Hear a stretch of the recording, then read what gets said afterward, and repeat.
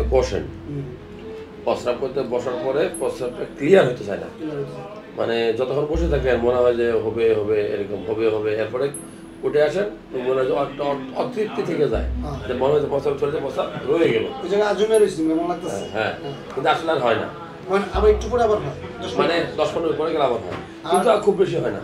এখন আমি দেখা গেছে আপনার পানি আধা লিটার পানি গেছি, আধা লিটার আমি রুমও থাকি, এখন আমার প্রস্তাব দেখা যায় 7 থেকে 8 বার বা 5 বার হয়, রুমও থাকি।